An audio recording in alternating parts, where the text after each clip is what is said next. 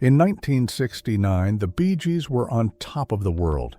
But behind the gold records and screaming fans, a quiet war was brewing. And at the center of it all was Robin Gibb, his voice soaring through heartbreak ballads, his pen crafting lyrics that could cut as deep as they could heal. Then came Odessa, a sprawling, orchestral, double album unlike anything the group had attempted before. It was bold, expensive, and unapologetically ambitious. Some critics hailed it as a masterpiece, but to the public, it all but vanished. No hit singles, no triumphant tour. And soon after its release, Robin Gibb, one of the band's founding voices, walked away. For decades, Odessa has been whispered about in fan circles, studied by music historians, and quietly praised by those who know its depths. But few outside the Bee Gees' most devoted followers understand why this record mattered so much, and why Robin poured his soul into it, even as it tore the band apart. Was Odessa his defining artistic statement, or the album that cost him everything? The truth is far more complicated, and it begins with a vision that could only come from Robin Gibb himself. If you love uncovering the hidden stories behind music's most iconic moments, hit subscribe to RetroWaves, where we bring you the drama, the heartbreak, and the glory you won't find anywhere else. The late 1960s were a whirlwind for the Bee Gees. In just 2 years, they'd gone from Australian hopefuls to international hitmakers, scoring chart toppers like Massachusetts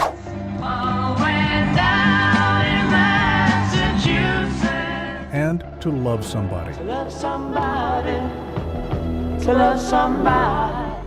With Barry, Robin, and Maurice Gibb blending their voices into harmonies that could stop you in your tracks, the group seemed unstoppable. But fame, as it so often does, came with a price. Endless touring, pressures from management, and beneath it all, a simmering tension between Barry and Robin over creative control. Barry's smooth, polished pop instincts clashed with Robin's darker, more dramatic storytelling. It was in this atmosphere that the Bee Gees began work on their most ambitious project yet, a double album lavishly produced with full orchestral arrangements, its working title, Masterpiece. The idea was to create something timeless, a record that would cement the Bee Gees as serious artists, not just a singles band. Robin especially saw this as a chance to push boundaries. His compositions for the project were rich, melancholic, and steeped in imagery, drawing from literature, history, and the sweeping soundscapes of classical music. When the album was finally completed and retitled Odessa, it was unlike anything in the pop charts at the time. Opening with the nearly 8-minute epic Odessa, City on the Black Sea, it demanded patience and attention. Freezing, sailing around in... A far cry from the radio-friendly hits the Bee Gees were known for. Critics were intrigued, the public less so. And as the album's sales stalled, so too did the fragile balance within the band. Because for Robin Gibb, Odessa wasn't just another record, it was the purest expression of who he was as an artist, and he wasn't willing to let it be buried quietly. But what happened next would ensure that Odessa's story would always be tied to heartbreak and fracture. Robin Gibb had always been the Bee Gees' most enigmatic voice. While Barry leaned into uplifting melodies and Maurice focused on arranging and instrumentation, Robin gravitated toward the grand and the tragic.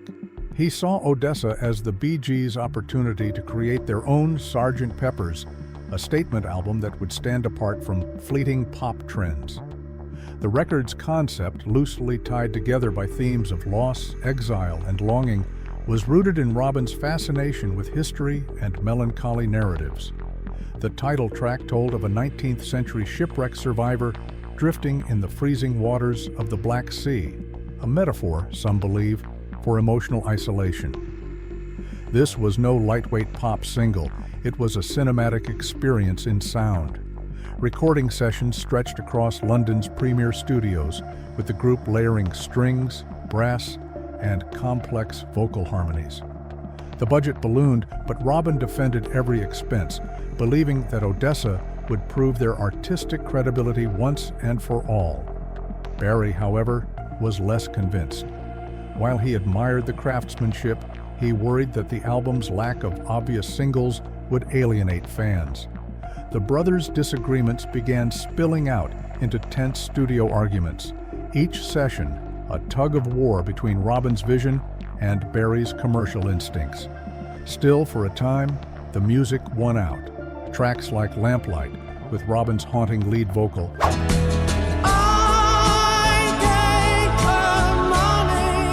and Black Diamond showcased a depth and drama rarely heard in pop music at the time.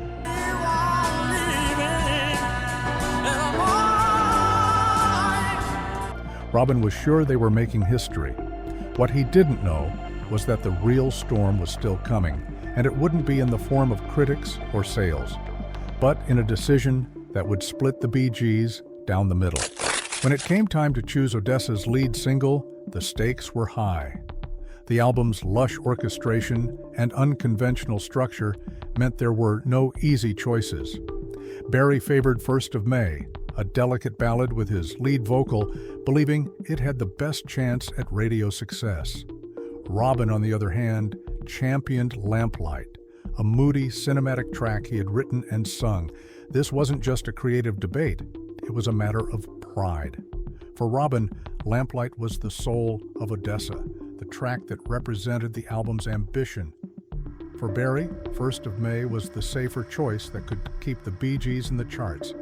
When management ultimately sided with Barry, releasing First of May as the single and relegating Lamplight to a B-side, Robin felt betrayed. It wasn't just about losing the A-side, it was the unspoken message that his vision for the Bee Gees was less important. The single's performance was modest, not a flop, but far from the breakout hit they hoped for. Robin's frustration deepened, and soon tensions in the studio spilled into interviews where his comments hinted at brewing resentment. Behind closed doors, the brothers argued not just about music, but about leadership, direction, and respect. Barry believed in steering the ship toward broader appeal. Robin was determined to keep chart success from watering down their artistry. It was a clash of identities, and the cracks were widening. And then came the moment Robin decided he'd had enough. In early 1969, with Odessa barely out in the world, Robin shocked fans and the music press alike. He was leaving the Bee Gees. The official story, confirmed by Robin himself, was simple. He no longer felt he had an equal say in the group's direction. He told reporters he was tired of having his songs overlooked, tired of being seen as just one voice in the background. But there were other whispers, some say fueled by the press, others from those close to the band. Rumors suggested personal ego battles and rivalries over who should front the group. While these accounts remain unverified, what's certain is that the decision wasn't made lightly. For the Bee Gees, Robin's departure was devastating. Their harmonies, those unmistakable three-part blends, were suddenly broken. Barry and Maurice pressed on, but the absence was glaring. Robin, meanwhile, set out to prove himself as a solo artist. His debut, Robin's Reign, carried the same moody orchestral spirit as Odessa, almost as if he wanted to show the world that this was his sound, whether the Bee Gees were with him or not.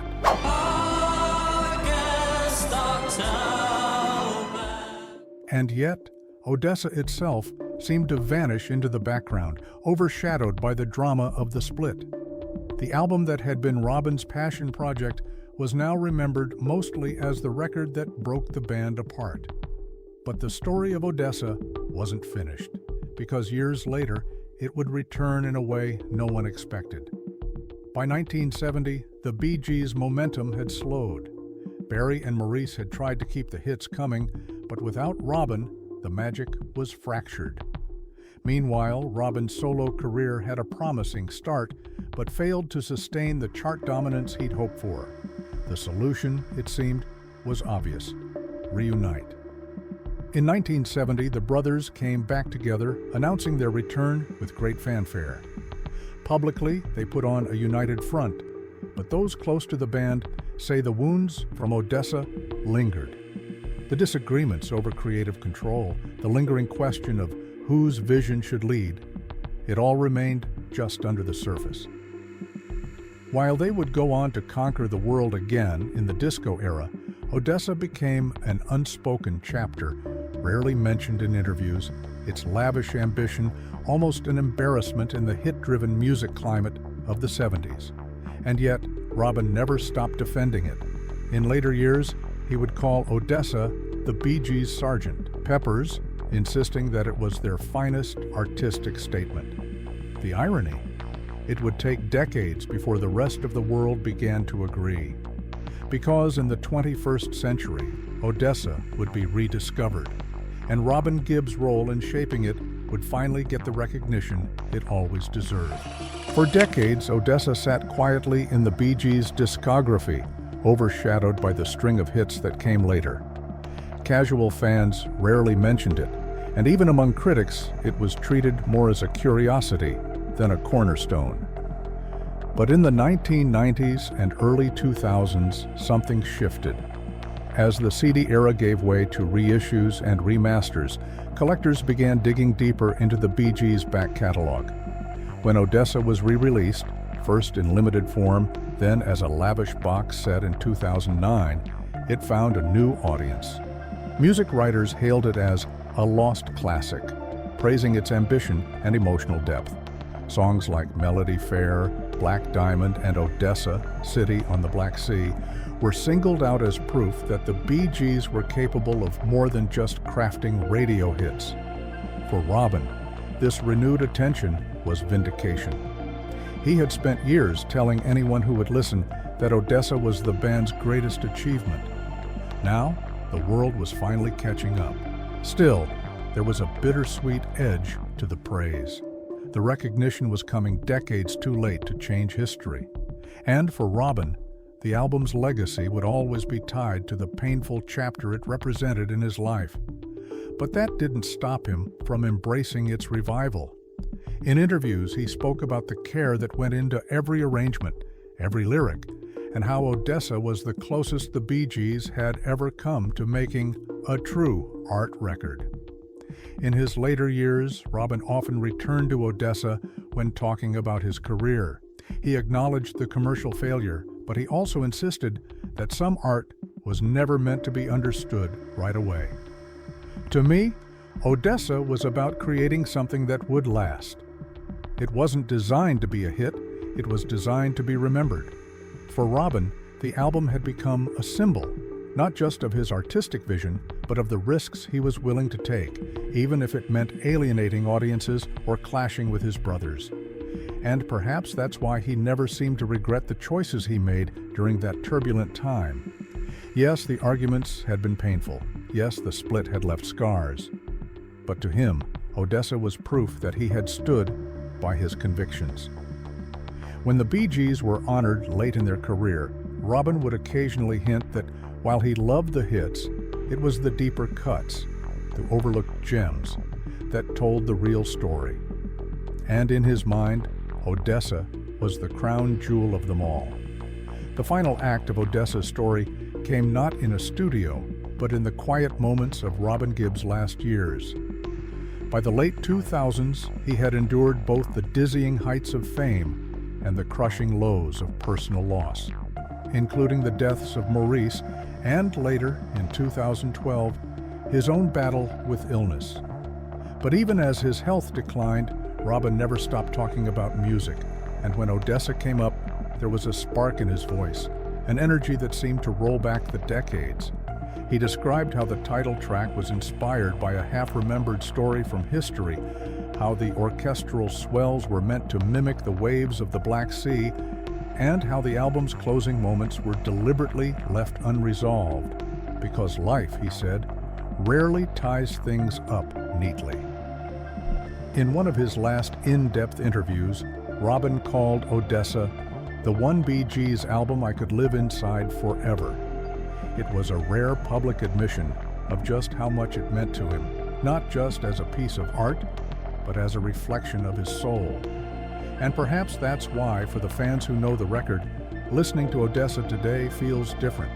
It's not just hearing an album, it's hearing Robin Gibb's heart, etched into every note, from the sweeping strings to the aching falsettos.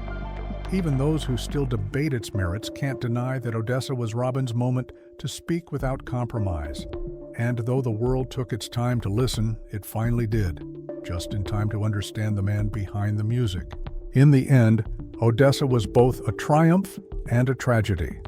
A triumph because it proved the Bee Gees could create something far beyond the demands of pop charts. A tragedy because it came at the cost of the band's unity, and for years, its brilliance was hidden in the shadows. For Robin Gibb, it was never just about selling records. It was about leaving something behind that couldn't be erased by time or trends. And in that sense, Odessa achieved exactly what he hoped. Because here we are, more than half a century later, still talking about it. Perhaps the greatest legacy of Odessa is that it forces us to rethink what defines success. Is it chart positions and sales figures, or is it the ability to create something so personal, so fully realized, that it continues to resonate long after the noise of the moment has faded? Robin seemed to believe the latter, and maybe that's why, when people now rediscover Odessa, they hear not just the Bee Gees, but Robin Gibb himself, his vision, his courage, and his refusal to compromise. It's the kind of legacy that can't be measured by numbers, only by the way it makes you feel. If you've made it this far, you know that music history is filled with stories like this, albums that deserve a second chance, and artists who fought for their art, no matter the cost. If you want more hidden chapters and untold truths from the legends of music, subscribe to RetroWaves and tell us in the comments. What's your favorite forgotten masterpiece? And don't be surprised if the next one we cover changes the way you hear it forever.